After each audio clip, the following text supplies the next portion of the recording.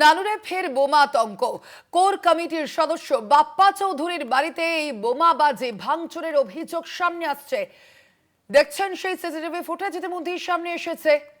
নানুরের এই ঘটনা, ফের বোমা আতঙ্ক। কোর কমিটির সদস্য বাপ্পা চৌধুরীর বাড়িতে বোমাবাজি ভাঙচুরের অভিযোগ।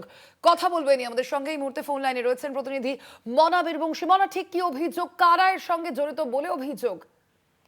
দেখো স্বর্ণালী, বাপ্পা চৌধুরী তৃণমূল নেতা।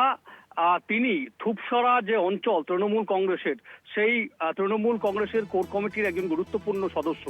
এবং এই বাপ্পা চৌধুরীর বাবা সোনা চৌধুরী ছিলেন, যিনি একসময় খুন হয়েছিলেন তৃণমূল কংগ্রেস করতে গিয়েই।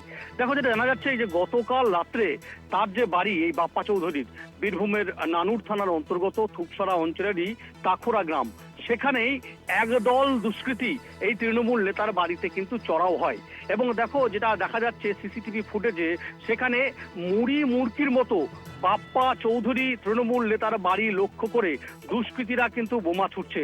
এবং সেই বোমা রীতিমতো বিকট শব্দ, রীতিমতো এলাকায় কান পাতা যায়নি এরকম একটা পরিবেশ তৈরি হয়েছিল।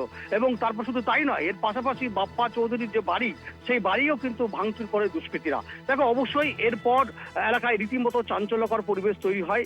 আমরা অবশ্যই তৃণমূল নেতা বাপ্পা চৌধুরীর সাথে কথা বলছিলাম। তিনি যেটা অভিযোগ করছেন, তিনি বলছেন যে ঘটনা ঘটেছে তা কার্যত ভয়ঙ্কর, এবং তিনি কাঠগোড়ায় দাঁড় করেছেন দলেরই নেতাকর্মীদের একাংশের।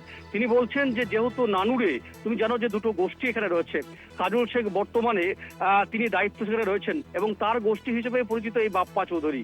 কিন্তু 2023 সালের পর থেকে যারা বসে রয়েছে এখানে, অর্থাৎ অনুব্রত মণ্ডলের যারা গোষ্ঠী, বলা যেতে পারে যে অনুব্রত গোষ্ঠী যারা লোকজন, তারাই কিন্তু এই ঘটনা ঘটিয়েছেন। এমনটাই কিন্তু বাপ্পা চৌধুরী নাম ধরে ধরে কিন্তু এক এক করে তিনি কিন্তু বলছেন। এবং তিনি বলছেন যে এই মুহূর্তে দাঁড়িয়ে তারা, বিশেষ করে যেহেতু বিজেপি রাজ্যে ক্ষমতায় এসছে, বিজেপির পতাকা নিয়ে তারা তৃণমূলেরই লোক, তারাই এসে আমার বাড়িতে আক্রমণ চালিয়েছে, ভাঙচুর করেছে, বোমাবাজি করেছে।